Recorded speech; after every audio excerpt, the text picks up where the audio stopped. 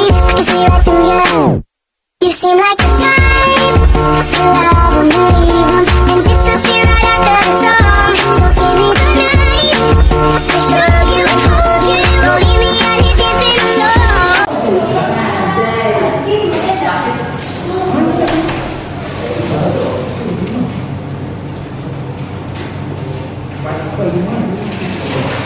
Bismillahirrahmanirrahim. Assalamualaikum warahmatullahi wabarakatuh.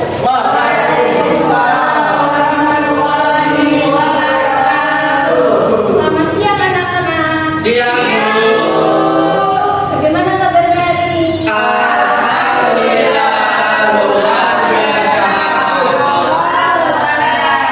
Baik, untuk memulai pembelajaran pada siang hari ini, marilah kita membaca basmalah bersama-sama.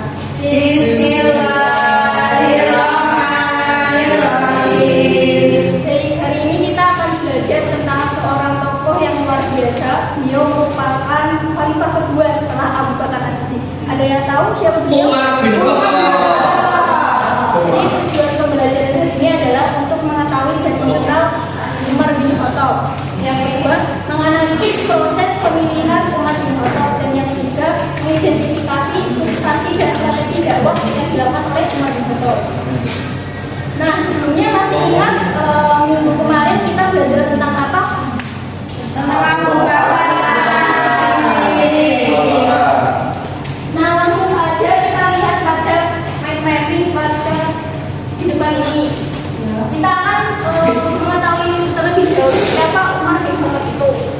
Jadi Umar bin Khattab itu lahir pada 13 tahun setelah kelahiran Rasulullah. Nama lengkapnya yaitu Umar bin Khattab bin Nufail bin Adi bin Ka'ab bin Lu'ay. Nah, sejak kecil beliau ini bertumbuh dan berkembang dalam kehidupan yang keras. Pada saat Rasulullah diangkat menjadi nabi, beliau ini Umar bin Khattab ini berusia 27 tahun. Nah, Umar masuk Islam itu karena doa dari Rasulullah. Ada yang mau membacakan isi doanya? Saya Bu. Ya, silakan Mbak Nisa. Doa yang dibacakan oleh Rasulullah yaitu, Ya Allah, muliakanlah Islam dengan orang yang paling Engkau cintai dari kedua orang ini, dengan Abu Jahal bin Hisham atau dengan Umar bin Khattab. Hadis riwayat At-Tirmidzi. Ya, jadi itu ya isi doanya. Kemudian, nah setelah Umar masuk Islam, Islam ini semakin kuat. Yang awalnya dakwanya secara sembunyi-sembunyi, menjadi dakwanya secara terang-terangan. Nah, kemudian Rasulullah memberikan gelar kepada Umar bin Khattab ini dengan Al-Faruq, yaitu pembeda antara yang hak dan yang batil. Nah, kemudian proses pengangkatan Umar bin Khattab sebagai khalifah itu ketika Abu Bakar sakit dan merasa sakitnya semakin parah, dia ini mengumpulkan para sahabat untuk memilih khalifah setelah beliau agar tidak ada perselisihan di antara mereka. Nah, kemudian para sahabat ini bermusyawarah, tapi tidak ada satu orang pun yang bersedia untuk menjadi khalifah. Nah, kemudian si Abu Bakar ini memanggil Utsman bin Affan dan Abdurrahman bin Auf dan beberapa sahabat yang lain untuk dimintai pendapat tentang sosok Umar bin Khattab. Kemudian mereka sependapat bahwa Umar adalah orang yang tepat menjadi khalifah selanjutnya. Nah, ketika pendapatnya sudah bulat, kemudian Abu Bakar ini memanggil Utsman bin Affan untuk mendiktekan wasiat kepadanya. Ada yang mau membacakan isi wasiatnya?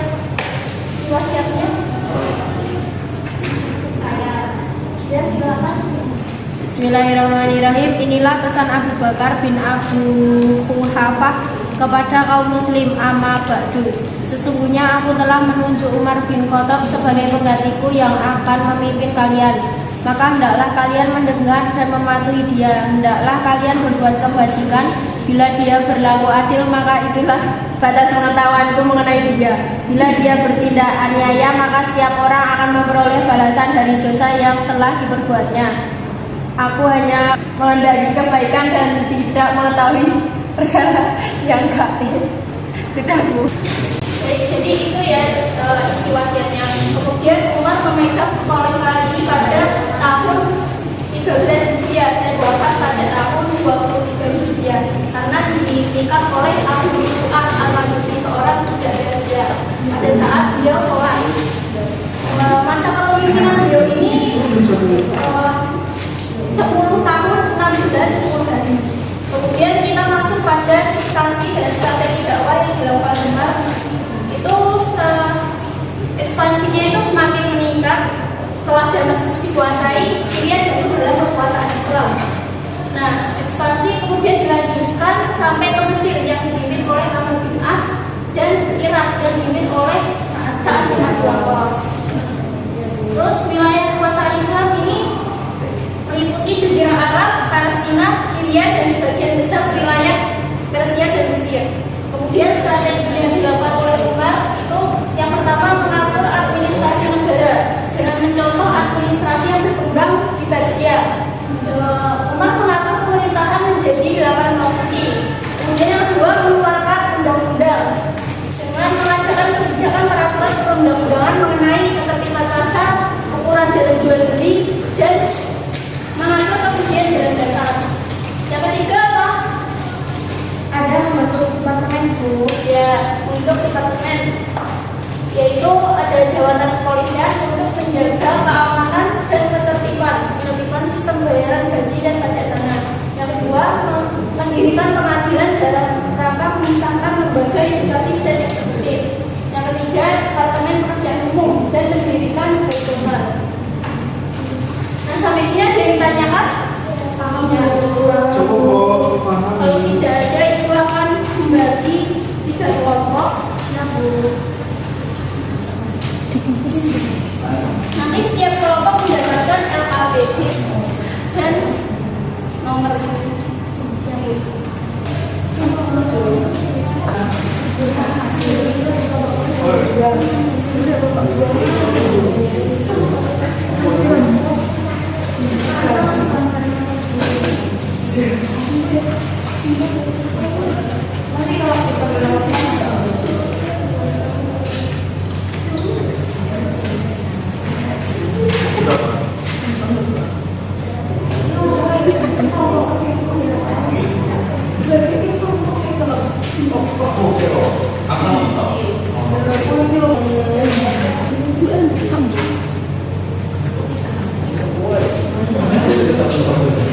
Itu nomornya silakan dipakai ya.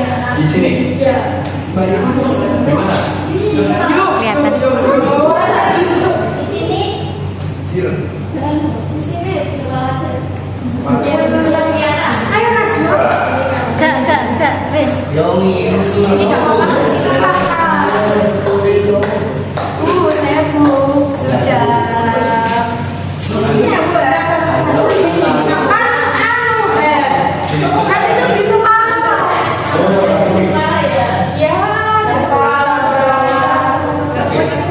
Oke. Ini ya, Bu. Di kepala. Ini kepala. Ini kondisinya. Iya, gitu. Ini kan di mana?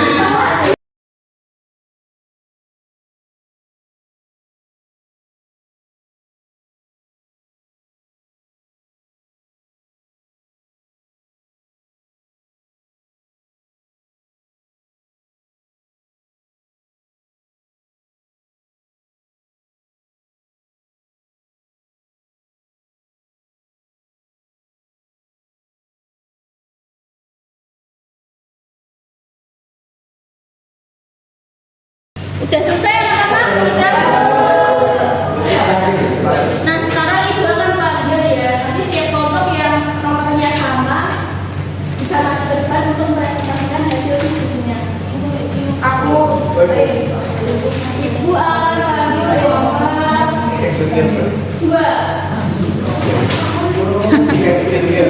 Silakan ya setiap kelompok yang nomornya maju ke depan.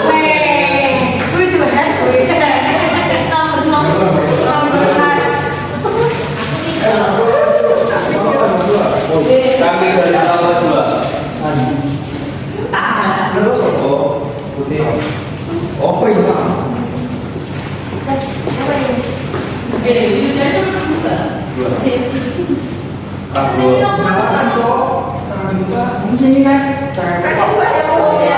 Boleh.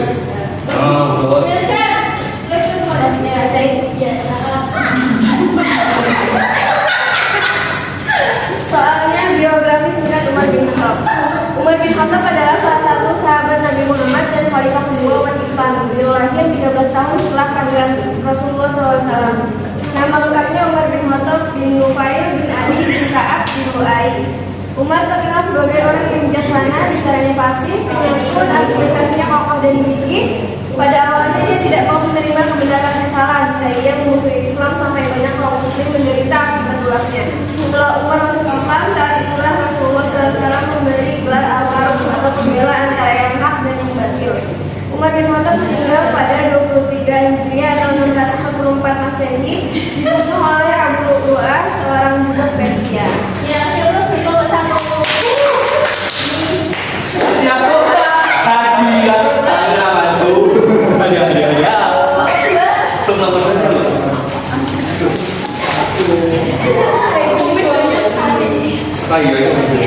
Nomor 2 itu proses pemilihan Umar bin Khattab sebagai khalifah. Teman-teman tolong didengarkan.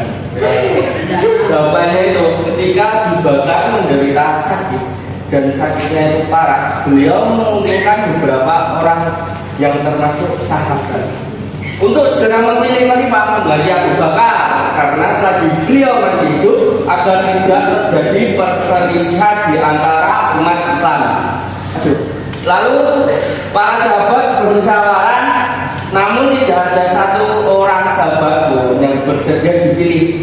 Nah, langsung itu Abu Bakar memanggil sahabatnya, yaitu Abdurrahman bin Auf dan Utsman bin Affan, serta beberapa sahabat yang lain untuk dimintai pendapat tentang sosok Umar bin Khattab. Nah, mereka pun sependapat bahwa Umar bin Khattab adalah orang yang tepat untuk menjadi khalifah selanjutnya. Maka dari itu Umar mulai memegang jabatan khalifah pada tahun 13 Hijriah dengan masa kepemimpinan 10 tahun lebih 6 bulan lebih 10 hari. Ya, siapa betul? Maju. Saya nomor 3. Pertanyaannya substansi dan strategi dakwah Umar bin Khattab. Jawabannya, pada masa kepemimpinan Umar bin Khattab, wilayah kekuasaan Islam meliputi Jazirah Arabia, Palestina, Syria, Persia, dan Mesir. Beliau mengatur administrasi negara dengan membagi wilayah menjadi 8 provinsi dan mengeluarkan undang-undang untuk mengatur ketertiban pasar, ukuran jual beli dan kebersihan jalan pasar, dan membentuk berbagai departemen untuk mendukung pemerintahan antara lain kepolisian, pengaturan gaji dan pajak tanah, pengadilan untuk memisahkan yudikatif dan eksekutif, departemen pekerjaan umum, serta Baitul Mal yang mulai menerbitkan mata uang dan menetapkan tahun Hijriah sebagai tahun pertama. Ya, siapa betul 3. Nah, mungkin ini ada yang mau menyimpulkan? Saya Saya loh. Ya, silakan. Dengarkan dulu. Ya. Kesimpulan hari ini tentang Khalifah Umar bin Khattab. Jadi Umar bin Khattab itu lahir 13 tahun setelah kelahiran Nabi Muhammad. Nama lengkap Umar bin Khattab yaitu Umar bin Khattab bin Nufail bin Adi bin Ka'ab bin Lu'ay. Kemudian pengangkatan Umar bin Khattab itu adanya wasiat dari Abu Bakar yang tadi wasiatnya sudah dibacakan oleh Mbak Mutiara. Kemudian ada juga substansi dan strategi dakwah Umar bin Khattab. Yang pertama itu mengatur administrasi negara, yang kedua mengeluarkan undang-undang, yang ketiga membentuk departemen. Sudah. Ya. Terima kasih. Oke, baik. Untuk pertemuan selanjutnya kita akan belajar tentang Utsman bin Affan dan Ali bin Abi Thalib. Nah, motivasi hari ini adalah jika kamu tidak sanggup menahan lelahnya belajar,